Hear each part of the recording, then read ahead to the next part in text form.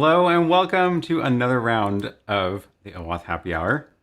I am Aaron Parecki and I am joined today by a very special guest, Vittorio from Auth0.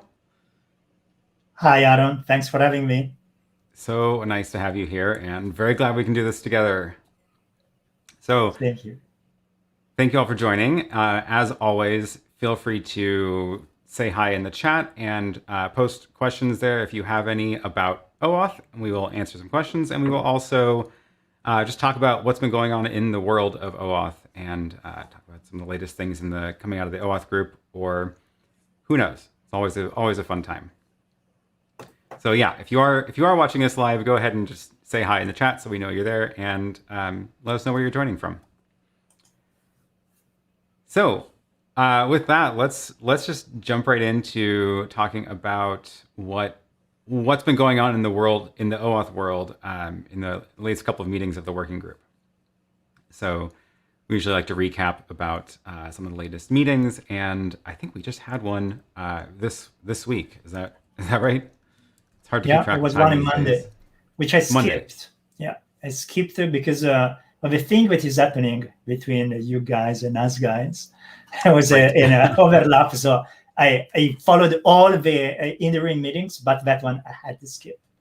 It was the one Yeah, from actually, Justin and Annabelle, right? that's right. Yeah, the HTTP signatures meeting. Ironically, I also had to skip that one because I had double booked myself before that one got scheduled. So I guess we won't have much to catch up on about that one, but we can certainly talk about the previous meeting, which I know we were both at. Yeah. And that one was very interesting, but I heard a lot of chatter afterwards, and I'd say that we can just say one sentence about it. It was about the work that Justin and Annabelle have been doing for HTTP signatures, which is very foundational. And so there was this other draft that Justin was working on using depot, like having proof of possession for auth. And I believe that the main thrust behind the meeting was that higher level draft should be resettled on top of these new HTTP signatures work. I think that was the gist of the entire discussion. Interesting. So okay, yeah, I didn't even realize that. I need to go back and look at the notes on that meeting. But to back up a second, so the idea with HTTP signatures, I'm actually really excited about that idea in general because I think it'll help a lot of different things, not just the OAuth world. Oh, but yeah. That idea of HTTP signatures is about being able to sign a request you're making rather than TLS, which is kind of like verifying the underlying connection, but it's more about the response you're getting. So HTTP signatures falls into the category of proof of possession, which we've talked about a bit on this stream about different kinds of proof of possession mechanisms, and that is all to fix the concept that bearer tokens can be picked up and stolen and used by somebody who has it because that's all you need. It's like finding a key on the ground. Yeah. So there's many different ways to solve that, and I would say none of them are very mature right now. Well, technically, MTLS is our RFC. Then the thing is that it uses PKI, which, as we know, is black magic. So it might not be very viable for the typical use cases of auth. But at least in theory, that one is available today. It's available, and I know it is deployed in places, but it also can be a challenge to deploy that one depending on how you've set things up in your architecture. So that's kind of, it's not just like, oh, we should all go use that now, because there's definitely times where it doesn't make sense. Absolutely. So and also, you're absolutely right. Like in the case of single page apps, you might end up having users being prompted for choosing between three GUIDs. It's like, what is this stuff? Like the certificates and the usability just don't mix. So yeah, you're absolutely right. It's not very viable. Yeah, so hopefully HTTP signatures can fill in that missing piece. I'm excited about it because I think it has an opportunity to be baked into HTTP clients themselves, where you don't even have to really write any code as an app developer. You just kind of hook in your key, your certificate, and the library will just like curl will just do the work, right? That's kind of where I see this going, is like that would be the best outcome of that spec, is to have it baked in at like the curl level. That would be great. Yeah. Yeah. So yeah, hopefully that comes to fruition soon. I am optimistic about it, and I know Justin and Annabelle have been doing a lot of work to refine that draft and make it make more sense, make it be more flexible. Yeah.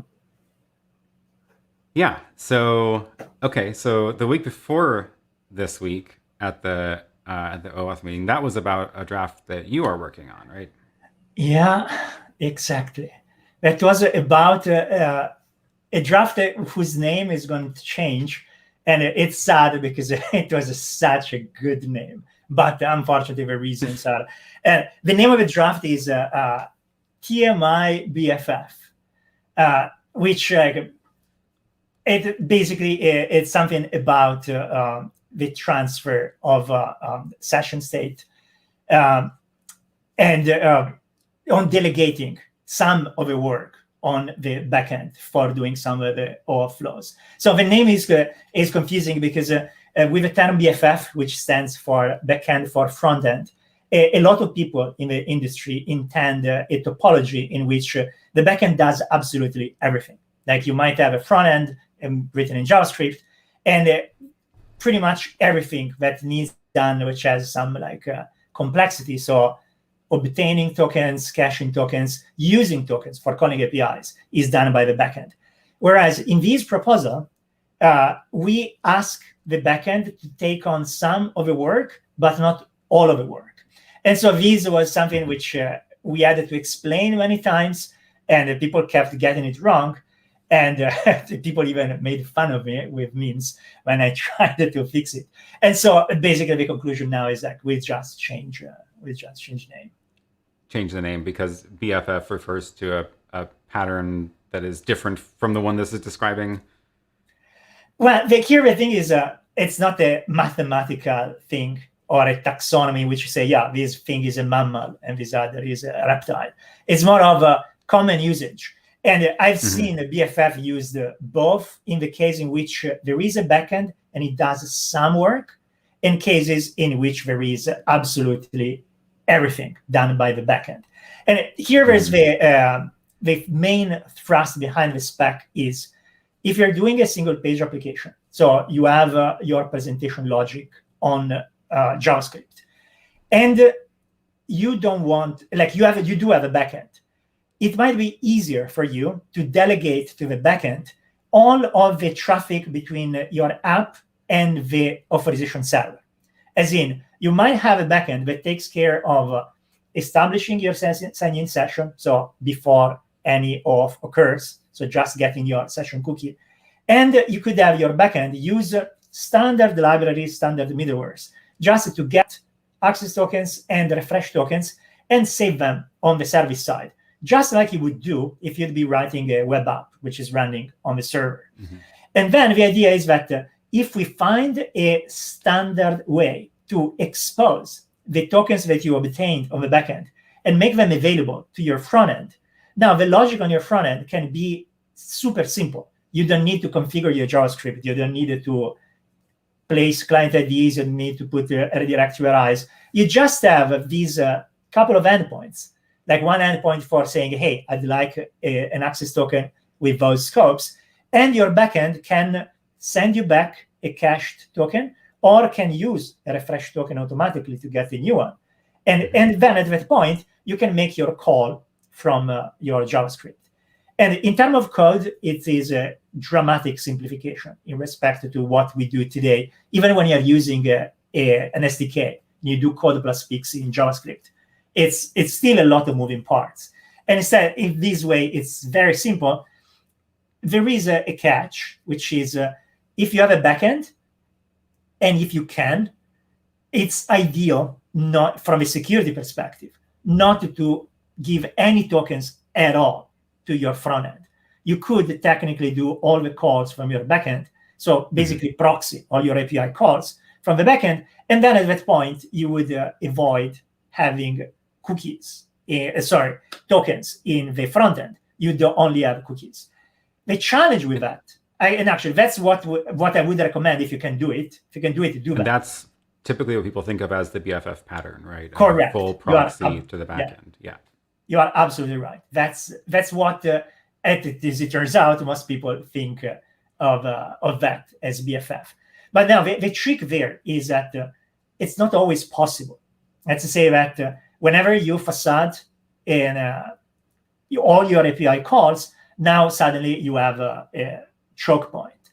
So if you do Lambda has by default up to 1,000 concurrent connections.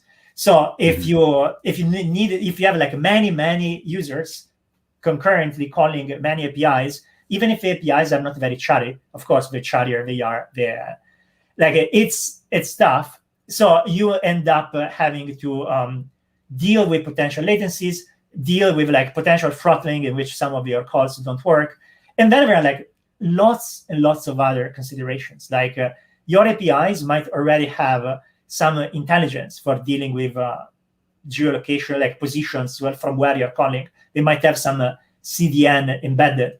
So if you are going through a facade, everything that the APIs are already implementing, you have to re-implement. And for a lot of people, that's really more effort than they're willing to do. Like if I'm doing a single page app, and if I'm just doing the bare minimum, like you come to me once every hour asking me for a token, and then for everything else, you just make your calls directly. From a performance perspective, there is really no comparison. Also in terms of expense.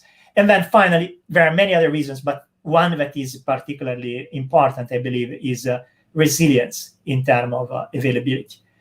Now, if I get a token and I have it in memory in my local service, I can just call for 1 hour, even if a backend is for some reason down, I'm decoupled from that. Whereas as soon as I have to route every time, again, I have a problem because now I have a critical component that always needs to be up and might not always be possible. Or like you might be a JavaScript developer with not a lot of knowledge or interest or infrastructure or budget for having a highly available component on the server side. So long story short, this TMI BFF is a solution for dealing with that particular scenario. Right. So it's a standard and a pattern for handing off an access token from a backend to the front end JavaScript, so that the JavaScript can make API calls directly, avoiding proxies. Correct. And presumably people are doing this already today, right? Which is why you are capturing it as a standard. It's not like a new idea, right? Yes, you are absolutely right. People are already doing it today, and they are doing it in a very often in a very naive way. Let's say that given that there is no guidance, like we are a bit responsible for this. Like when we tell people, okay, you have your backend, just use cookies and secure this thing. We don't tell people things like make sure that you place headers in your responses so that cross-site request forgery won't be able to call your APIs on your behalf. Because that's the thing. When you're using cookies and not access tokens, things are easier, but there are different kinds of attacks that normally you would not be vulnerable to. Like if I'm using a header with an access token, I don't need to worry about this cross-site. Whereas if I'm using cookies now, people might be able to call my APIs without these particular protections. And the other part is that people do this completely independently. So there is no interoperability. Like if I expose the ability to send tokens to my front end from my backend, I'll do it on my own endpoints using whatever syntax I want. And so I can't interoperate. Like if instead, if we have a standard, if we have just a little bit of guidance on how to expose these endpoints, how to ask for tokens using the right scoping so that we don't send the tokens that are too powerful, then suddenly we can actually imagine a world in which you can mix and match React, Angular, Vue, anything you want with Java, Node, ASP.NET, anything you have on the backend. And given that the touch point between the two is standardized, you can just mix and match SDKs, and everything works out of the box. Yeah, that makes a lot of sense. So we have a question here about what is the draft. I'm going to drop the link to that. I think the only draft is on the IETF URL, right? That's the only one we have right now. We have an updated version on our GitHub. Okay. And we were going to add some updates reflecting what the comments that came out from the last interim. And so like the draft gives an idea of where we are right now. But is 0001? I don't remember if there is. But okay, the GitHub is you can see the sausage being made if you check the GitHub. Yeah. So. Oh, it looks like there's a version 2 on GitHub, so that's probably the one in progress. Right? Yeah, and I think that let's see. Oh yeah, version 01 was the one that was talked about at the meeting. Yeah, because I did the one version in which I got rid of all of the security claims, and we added the headers. Like we had a really good discussion, like a lot of good contributions, and Neil Madden from I believe ForgeRock, he had good suggestions in terms of like extra security measures, and so in 01 we have the right the right stuff. Great. And that's why we bring these to the group and talk about them and collaborate, because it's hard to get the stuff right even for the experts. So let's collect our knowledge together and capture it in a spec. Yeah, I'm always amazed at that. Like for the access token stuff, like I've been dealing with that on a nearly daily basis with hundreds of customers for a decade. Mm-hmm. And then when we tried to standardize it, so many people had different scenarios and really legitimate views and opinions and insights. And sometimes I have to admit I'm frustrated with the process because it can be so slow, or like people chime in without having read and you have to repeat the same conversation. So it's not always great, but it's amazing. Like the safety net of having so many people, so many security experts look at this stuff and really nitpick. It's great. Like it really raises my confidence when I use these kind of standards, because I know that the scrutiny truly was top notch. Yep, that is for sure true. So yeah, what's the next step on that draft then? You said it's going to get renamed. So we rename it. We are now brainstorming, and given that I've seen what happened with GNAP, and which naming took a really long time, I prefer to huddle back with Brian, the co-author of the spec, Brian Campbell from Ping Identity, and propose a name and then see whether it sticks or not. And then we'll iterate if necessary. But the other big change that we're going to make is today the draft suggests 2 fixed endpoints for getting tokens, and for one part that we didn't touch until now, for getting the current state of a session, which means the name of a user that just authenticated and any information that the application believes is constituting the profile of a user.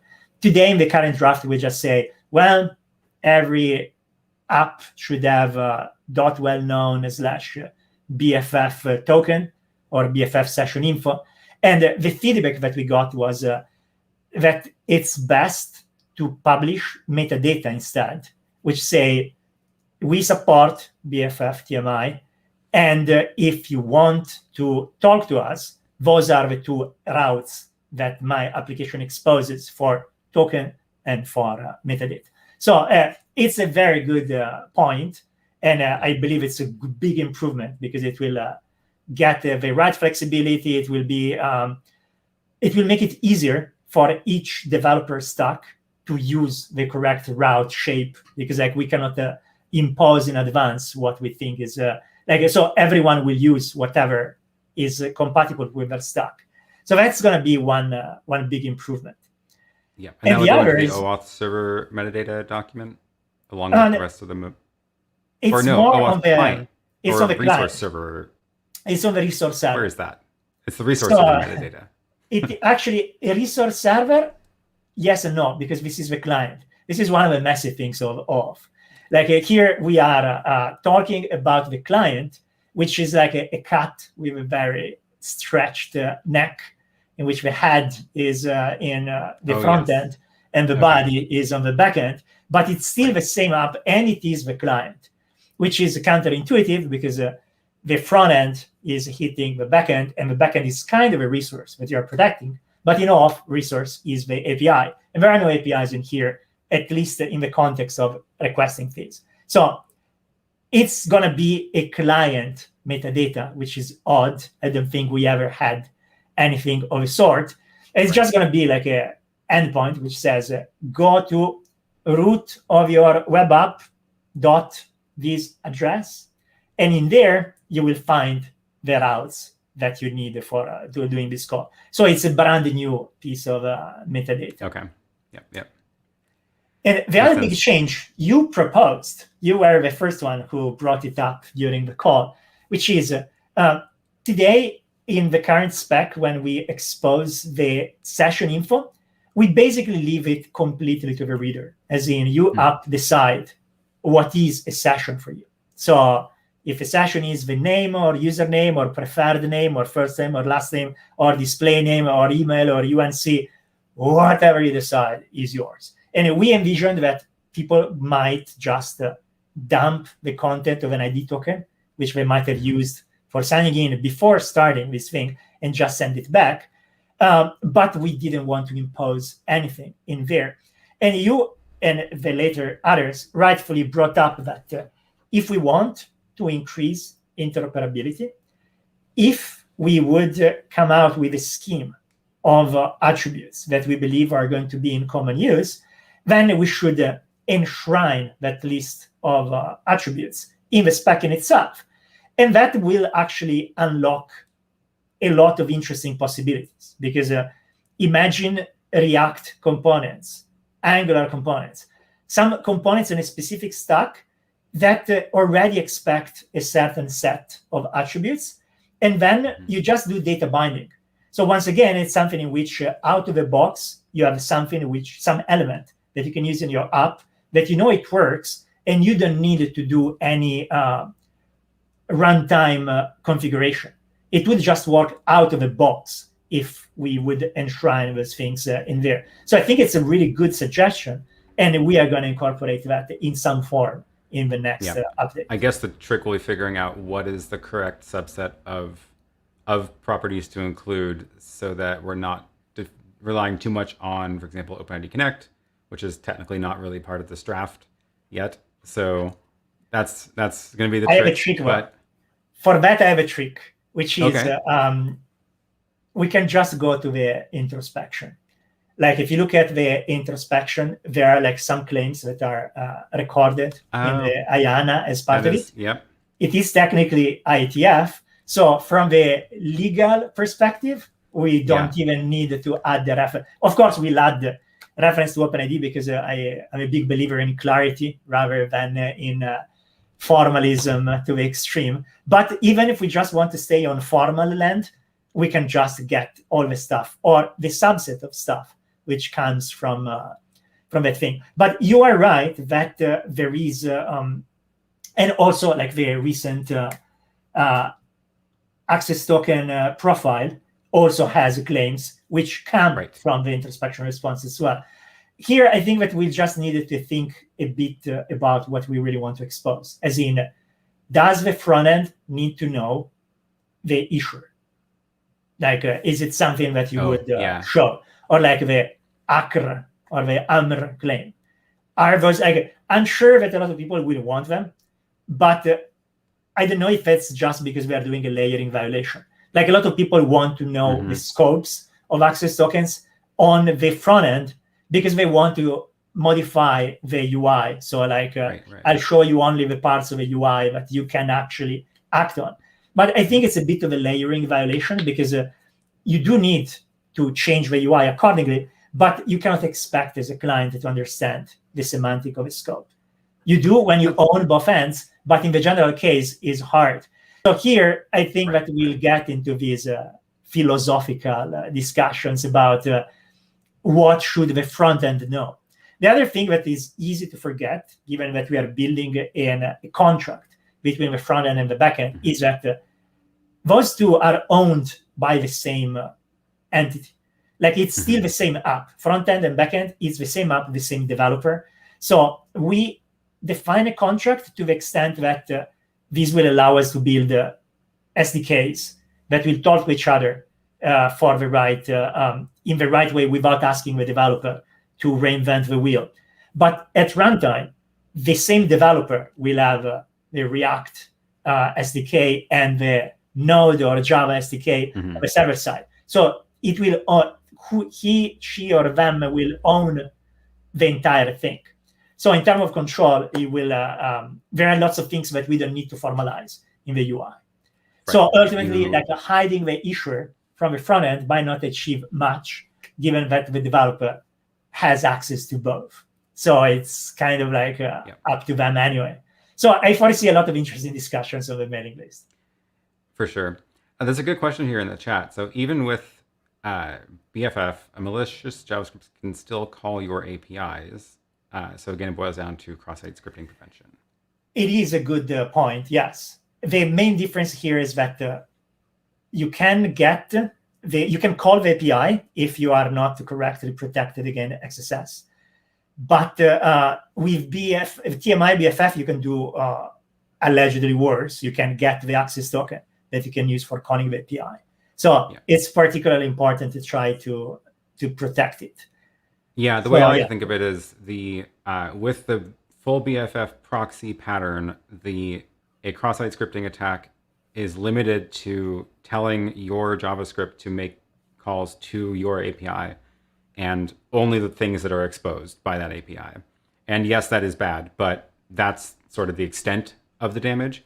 Whereas if the access token is actually in the JavaScript and can be extracted because of cross-site scripting, then the damage is a lot worse because there's the potential for calling not just the one API, but you could do maybe any method on the API, even if it didn't have a proxy set up for it, or other resource servers as well, other APIs that might also accept that access token. Right. So for that's absolutely correct. The main mitigation for these are the scopes. Let's say that hopefully tokens are scoped down so that they don't allow calling many different things. The challenge I'd say is that once I have access token, I can inject it in a farm and start hitting hard, as opposed to go through your own stuff. Or I can do it even if you pull down your app. So there are like a lot of things that are bad if people extract the access token. However, here the scope limitation, the audience limitation, all these things are all places where if you followed the correct practice, you should be reasonably covered. Actually, that just reminded me of another thing that I think this draft helps with. So in the pure single page app model, where there is no proxy, no backend, you would need to use refresh tokens in order to not have the user always log in again. And a refresh token in a single page app is particularly dangerous because if it is stolen through cross-site scripting, the refresh token can be used by the attacker off on their own little world, nothing to do with the browser anymore. So with the TMI BFF pattern, there is no reason to have the refresh token in the browser at all anymore, right? You're absolutely right. Refresh tokens stay on the backend and never come back. And one of the advantages of these is, given that we obtain these refresh token through classic confidential client flows, we don't need the authorization server to support any of the fancy new things like refresh token rotation, which instead is required by the spec, by the BCP and by 2.1, OAuth 2.1 and similar. If we want to use refresh tokens in the browser, we need to take some extra measures, as in either support rotation. So every time you use a refresh token, that refresh token expires and you get a new one that you'll use for the next one. Or you need to use sender constraint, which today is not really viable for anyone. So it's more of a future requirement. And instead, with the TMI BFF model, you can just go to a very old-fashioned authorization server and just not have to have these advanced capabilities. And here, I don't want to point fingers on anything, but today there are very successful, commercially successful SDKs out there that do get refresh tokens in your JavaScript. And their authorization server don't support rotation. So the only thing that somehow protects you is the expiration of a refresh token, which is still like, it's not enough. Like for the, according to the B2C, BCP, you must have either rotation or sender constraint. So we can sidestep that by just doing everything on the server side. So that's an added advantage. The other thing that I really like about this is that although your authorization server might have the ability to do refresh token rotation, like Auth0 does, we added this when the implicit flow went down, and with ITP and similar, we just said, you know what, let's bite the bullet. Let's add refresh token rotation support. Mm-hmm. But even if we're doing that, even if from day one, our SDK supported this, so as a developer, you don't need to do anything. We just switched from implicit to PXE plus rotation, and the surface of SDK remained the same. So nothing broke. But the point is, there are certain contingencies that can occur from which we cannot protect you from. Like if, for example, you try to use the refresh token, the library does on your behalf, and the network somehow fails to send you a response, and now you're stuck in no man's land because you have the old refresh token, which if your call succeeded, is no longer valid. But if your call succeeded, then you should have received a new refresh token, which you don't have. So what are you going to do now? Now, we can do things like weaken a bit what the spec says, as in like maybe I'll allow you 20 seconds in which you can retry it without penalty. But those are all things that weaken the security of the entire system. And also, it's something that eventually I cannot hide, because if this call fails again, what am I going to do?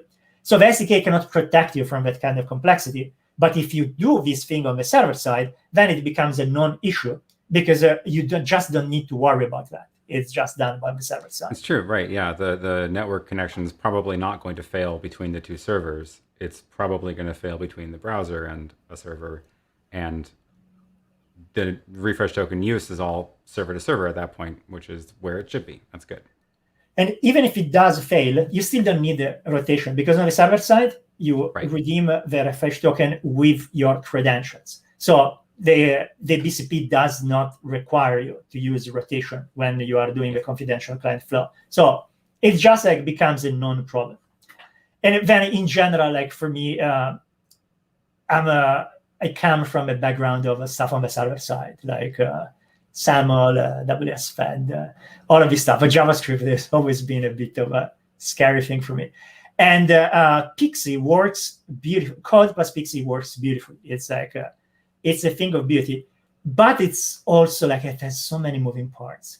And so building, like packaging that in an SDK is making sure that we do everything right, so that we don't transfer complexity to the developer, was a lot of work. And so, like every complex machinery, I'm always a bit worried that it might, when it fails in ways that are difficult to troubleshoot. Whereas the server side, you can use like really blunt weapon, all the technology, but very reliable. So it seems like just easier to deal with troubleshooting, complexity, all of that stuff. So I have a question then. It sounds like there are sort of three different patterns for single page apps. There's the full BFF, full backend proxying everything. There's this middle ground of proxy only the OAuth bits and then hand off the token. And then there's no backend, where single page app does the OAuth flow, gets tokens.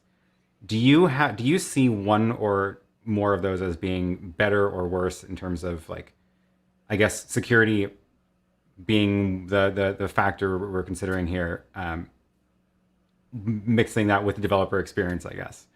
Do you have a preference there? From a security perspective, I think that the full BFF wins hands down. As in, if you can have everything done by a reliable, confidential client that runs on your Iron, whether it's like rented iron or serverless, like it doesn't matter. If it's under your control, it's security-wise, that's definitely the one that is the most solid.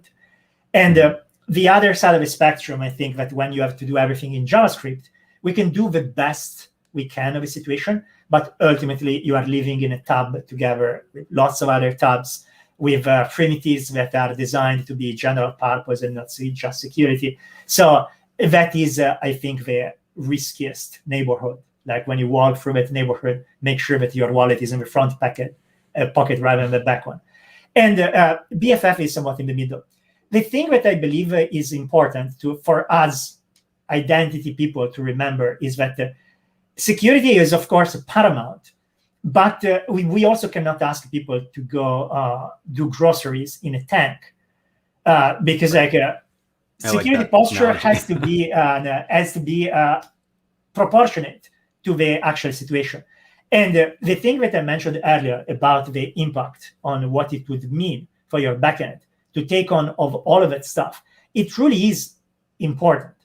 Like it might be a make or break thing in terms of like if you start throttling users and users fail to use your app and they start signing like no longer using your service, there is a real business impact. So there are if you have multiple APIs that are owned by third parties, and those third parties expect those APIs to be called from the browser, or if you have things like even for security, security is a bigger picture than just where tokens are. Think anomaly detection. If I'm making calls from the browser directly from the API, and the API has some features in terms of anomaly detection and similar, it needs the context that comes from the call directly from where the call is originating. Whereas now, if you funnel everything through a single place, now everything will come from the same IP. There are techniques in which you can take some of the context and transfer it, but it's fake. Machine learning looks at details that as humans we don't see. So if now you have to take selected parameters from the request, embed it in a bag, and send it through your proxy, you are already cutting out some information that you don't know what you don't know. Maybe you might be missing some important thing that the anomaly detection needs to have. So security-wise, it's a really complicated picture. So I think that although I abhor complexity, I think that we do need the flexibility to have the right tool for the right situation. And I think that today, having only those two without having this middle ground led to a lot of cottage industry attempts to deal with that situation. And I think we can do better. Like if we do guidance, if we give to people some libraries, we might be able to help them without forcing them to either go on the JavaScript side and then have more risks than necessary, or go all the way to the server side and then have to become experts in availability and pay more for doing their proxy stuff. I think that's a good way of saying it. It's a good middle ground, and I think going back to what we were saying earlier, people are already doing this. It's already a practice people have been doing, so it's useful to capture that in a draft in order to document the best way to do that pattern if you are going to be doing that. And you know what's ironic? Something like 3 or 4 IIWs ago, IIW is in the Internet Identity Workshop. She's like this unconference where we crazy people meet twice a year. I remember it was a presentation in which someone was suggesting exactly this pattern. And I was, in that little crowd, the most vocal opponent of it, saying, no, don't do it. How dare you doing that? Now you have an access token, which you obtained with the highest form of client, the confidential client, and now you are giving it to the lowest rank of clients, the JavaScript client. And so now as an API, if I receive this access token, and if there is anything in the access token that says, I have been obtained by pure organic grass-fed clients, and now you might make authorization decisions based on that, based on the nature of the client, which would be wrong because now the client is the caller. In fact, was pushing things like every client should ask for its own tokens, so that you avoid doing this kind of stuff.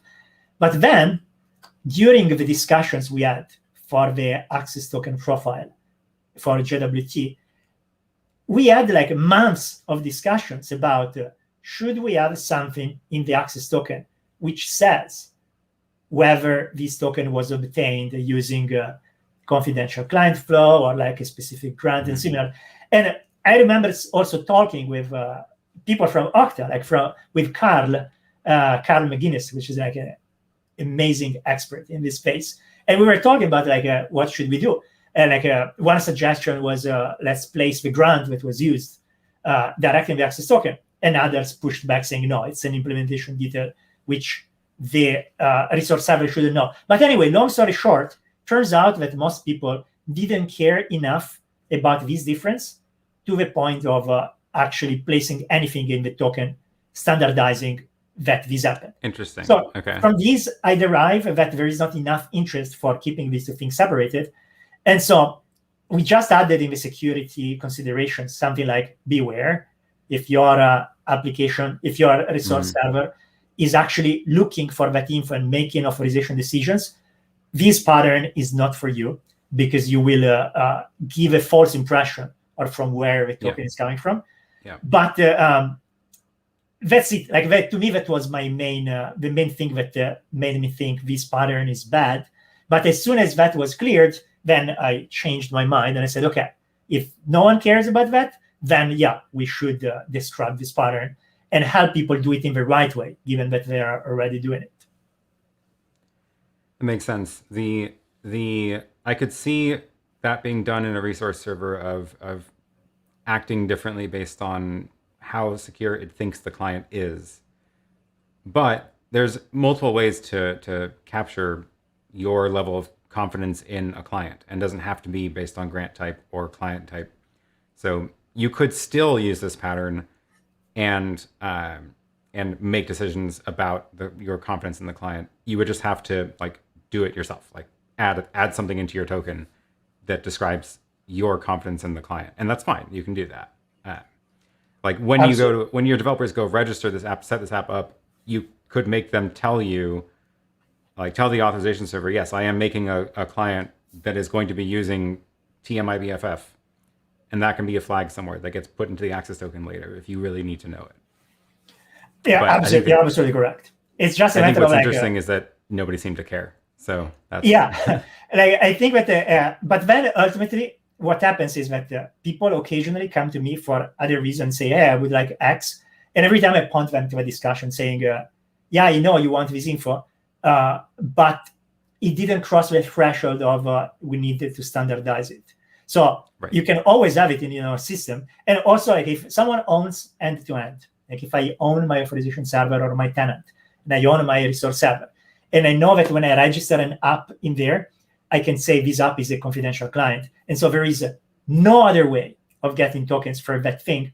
If I control both sides, then I don't need anything in the token. I just know it out of band. Yeah. The thing is that even when your company owns both your API and your tenant, you might still have multiple developers working on these. And so someone unbeknownst known to you might go and change this thing on the other side. So it's always safer and the freshest information to look at what's inside the token, because it talks about this particular transaction rather than, but exactly like you described, if a stack believes that this is important, nothing prevents anyone to add this information on their own. They just want to interoperate.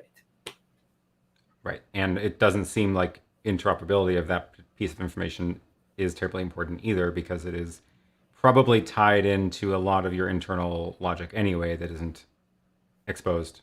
So yeah, also true. Yeah, and I think it's always a trick of like what should go into a spec, of like how much do you put in, because you don't want to prescribe too much implementation detail. You mainly want to capture things for interop purposes, but at the same time you want to call out security issues that people should be aware of within their implementations. So that's always a tough line to ride. It's super tough, and the only way to navigate it is by living. Che sarà, sarà. In fact, like, to me, the clearest and closest to me example is the JWT profile for access tokens, in which I remember when Dick Hard showed up with the OAuth wrap and discussed this again at the one IIW. And OAuth wrap had both the protocol, which ended up being Auth0 with this idea of separating the authorization server and similar, but it also had a token format, a deliciously outdated INI file with square brackets instead of JSON, but it had a file format. And the file format was rejected because back when it turned the Auth wrap into Auth0, they said, well, we like the separation of concern, we like the ability of a standalone authorization server, but in the vast majority of cases, the resource server and the authorization server will be co-located. So we don't need any format. Also, I think that there was a bit of allergy of the SAML word, like, you know, the classic teenager that wants to rebel. And not having the format was a form of like, no, I do what I want. This is freedom. And it worked really well for a lot of things. But then introspection had to come out because like, okay, how do I validate those tokens if once I'm not you in the do same want place? to separate those two, then you need something. You need a way. And a lot of people, given that introspection doesn't scale to hyper scale, like if you are a big cloud provider, having people phone home every time is really hard.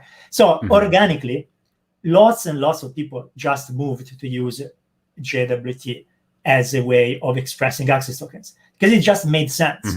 And so parallel evolution, lots of people did that. And then that is one aspect that now we have to somewhat remediate because we now created the profile and it's going toward the RFC, which is great, but there are so many implementations out there. So I have under no illusion that people will jump on it right away. But think of all the challenges that we had for like even how you express the scope claim.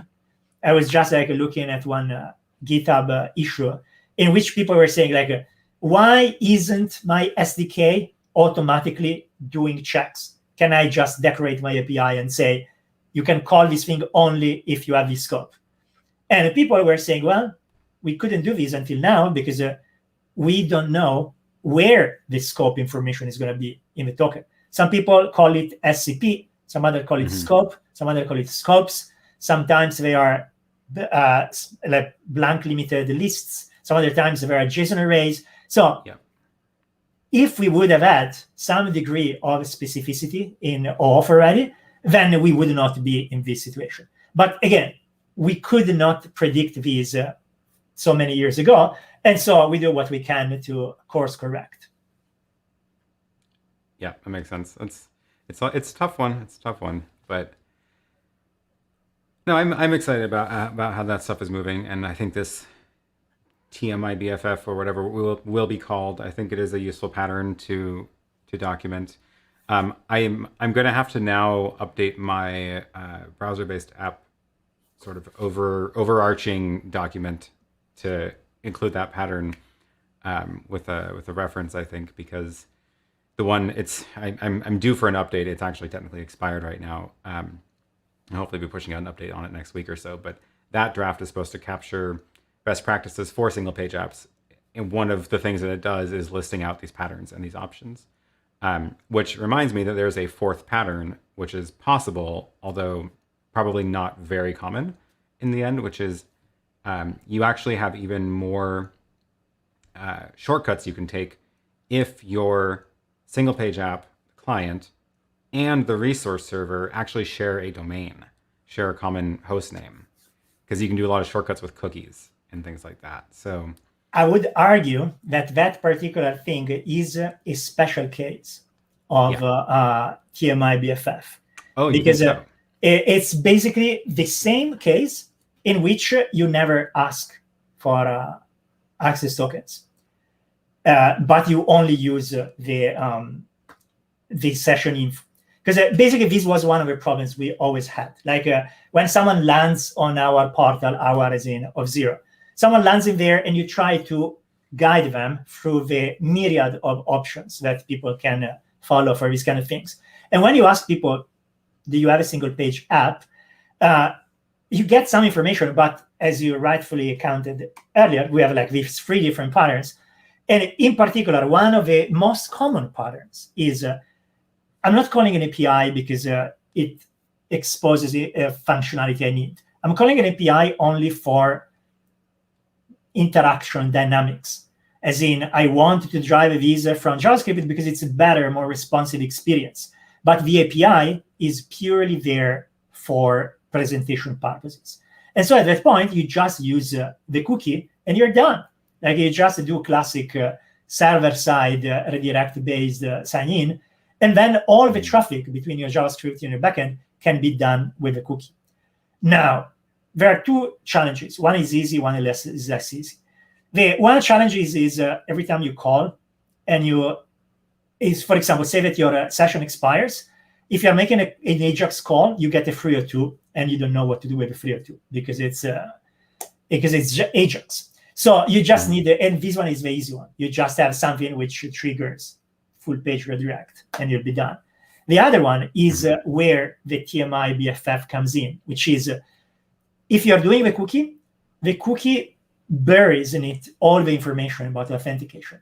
So when your front end wants to show stuff, as in hello, Aaron, and anything that is part of your context, again, you need to find a way of communicating between your front end code and your backend this information.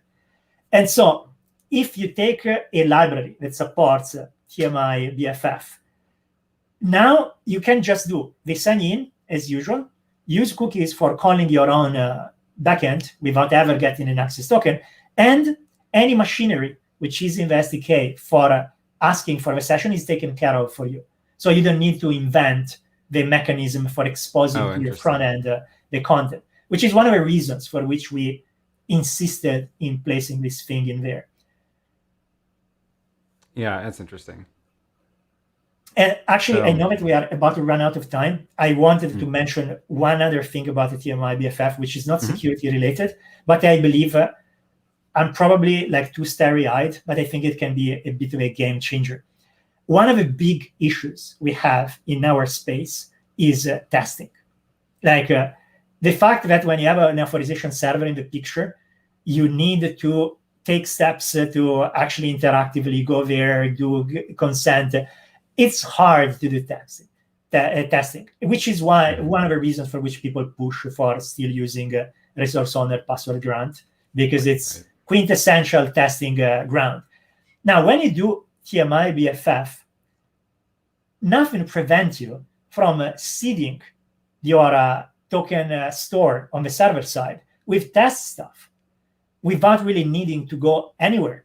So say that you want to test your particular APIs and similar, all you need to do really is to have a viable something that you return, and you might have, I don't know, a test mode in your SDK, and then at that point you can do sign in locally. You don't need to do any redirect as long as you have a cookie between the two. From where the cookie came from doesn't matter because you're testing.